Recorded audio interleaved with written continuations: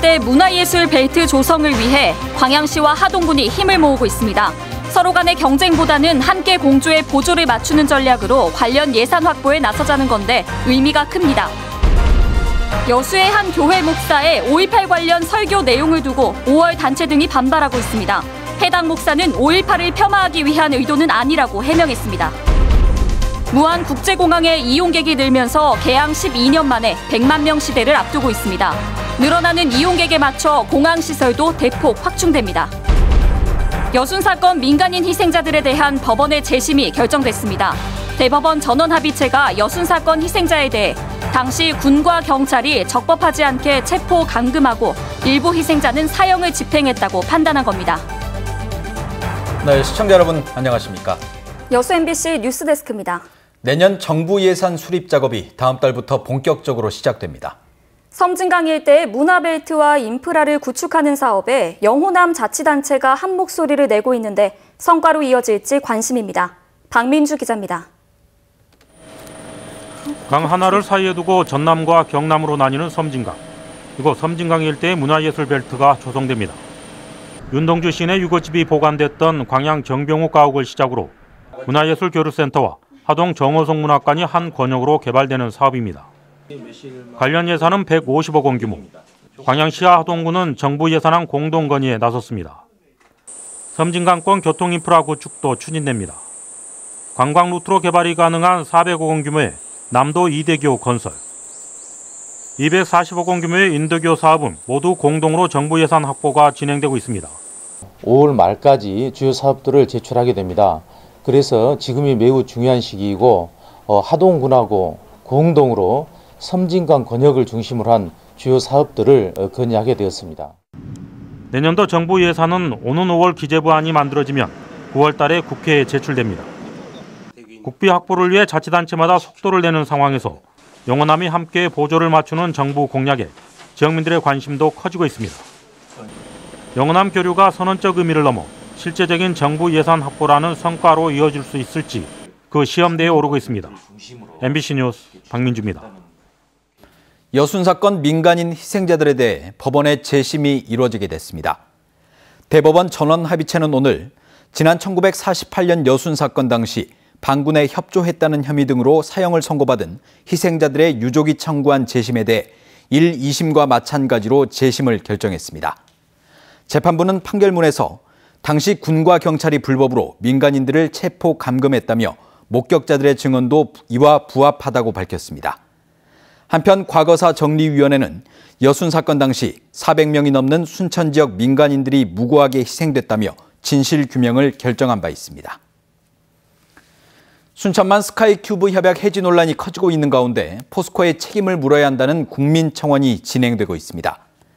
어제 관련 내용을 게시한 청원인은 무인 궤도차 사업이 제대로 추진되지 못해 적자가 발생했는데도 포스코의 자회사인 에코트랜스가 순천시에 1,367억 원의 보상을 청구했다며 이는 시민들을 우롱하는 행위라고 주장했습니다. 또 경제 민주화를 위해 포스코를 대상으로 정부의 세무조사와 불법 행위 조사 등을 요구했습니다. 여수의 한 교회 목사가 5.18을 폭력으로 매도하는 내용의 설교를 했다며 5월 단체와 종교단체들이 반발하고 나섰습니다. 해당 목사는 종교적 관점에서 폭력의 비극을 강조한 것일 뿐 5.18을 폄하한 것은 아니라고 해명했습니다. 문영철 기자입니다.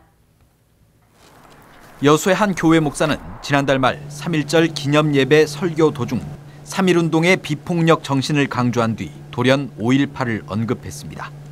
5.18은 민주화 운동이었지만 끔찍한 폭력이 있었다고 말한 목사는 구체적인 내용을 덧붙이며 설교를 이어갔습니다. 무기고 들어서 총 들고 나갔어요. 폭탄을 그 도청 안에다가 어마어마하게 장치를 했어요. 교도소를 막 습격을 했어요. 이 같은 발언에 5월 단체와 종교단체는 강하게 반발했습니다. 이들은 민주화를 위한 시민들의 저항운동을 폭력으로 폄하하고 유족들에게도 씻을 수 없는 상처를 준 것이라고 성토했습니다. 이것이 바로 역사에 대한 왜곡이고 망동이 아니겠습니까? 지금 당장 어머니들 앞에 오셔서 사과 발언을 해주시는 것이 특히 교도소 습격 같은 허위 사실을 언급한 것은 5.18 희생자와 유가족, 더 나아가 광주 시민에 대한 모독이라고 강조했습니다. 평화로 함께했던 정신이 강주의 정신입니다. 어떻게 교도소를 습격했니? 이에 대해 해당 목사는 종교적 관점에서 폭력은 비극이란 점을 강조한 것일 뿐 시민들의 행동이나 5.18 자체가 폭력이란 뜻은 아니었다고 해명했습니다. 또 교도소 습격설 등에 대해서는 역사적 사실을 정확하게 알지 못해 빚어진 일이라며 문제가 된 발언을 바로잡을 생각도 있다고 설명했습니다. 소문이 그랬으니까 언급을 한번 한 것뿐이지 제가 연구를 해가지고 이것이 역사적인 사실입니다. 그건 막 주장을 하고 그런 건 아니에요. 아니면 아닌 것이죠. 하지만 5월 단체와 종교단체는 해당 목사가 아직까지 공식적인 사과를 하지 않고 있다며 추가 대책을 논의하겠다고 밝혔습니다. MBC 뉴스 문형철입니다. 광양시가 전국 최대 규모의 동백 특화림 조성에 나서고 있습니다. 광양시는 오늘 옥룡면 추산리 백계산 일원에서 전국 최대 동백 특화림 조성을 위한 2019년도 나무 심기 행사를 열고 본격적인 조림 사업을 추진합니다. 광양시는 옥룡사지 동백숲을 중심으로 국내 최대 동백 특화림을 조성하기 위해 내년까지 사업비 30억 원을 들여 150헥타르 규모로 동백나무를 식재할 계획입니다.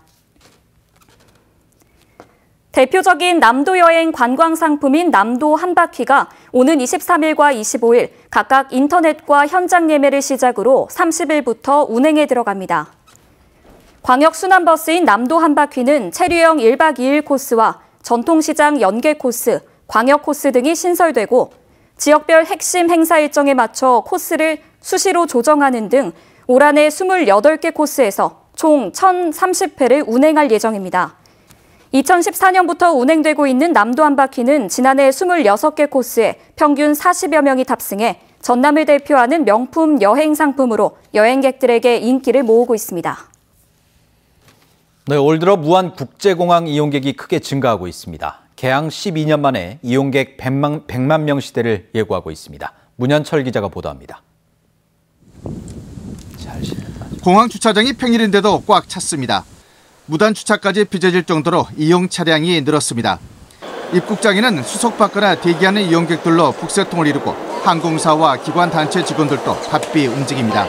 불과 수년 전과 비교하면 달라져도 너무 달라진 모습들입니다. 지난해 50만 명을 처음 돌파한 무안국제공항 이용객이 올해는 100만 명을 무난히 넘어설 것으로 예상됩니다. 지난 1, 2월 이용객이 지난해보다 2배 이상 늘었습니다. 폭증하는 여객과 노선에 대응하기 위해 무안국제공항이 개항 12년 만에 대대적인 기반시설 확충에 나섭니다. 여객터미널 내 체크인 데스크를 대폭 늘리고 수화물 벨트와 탑승교를 한 기씩 추가합니다. 또 400억 원을 투자해 관리동을 새로 지어 터미널 내 사무실들을 옮기고 그 자리에는 상가와 편익시설을 만듭니다. 현재 주차장도 확충해 1,400대를 더 주차할 수 있는 공간을 확보할 예정입니다. 또 면세점을 옮겨 확장하는 등 입출국장을 대폭 늘리고 새로 단장합니다. 좀 더 좋은 서비스를 가지고 이용객들을 맞이할 수 있는, 그리고 공항에 오셔서 좀 더 많은 볼거리를 저희들이 제공해 줄 수 있을 것 같아서 저희들도 많은 기대를 하고 있습니다.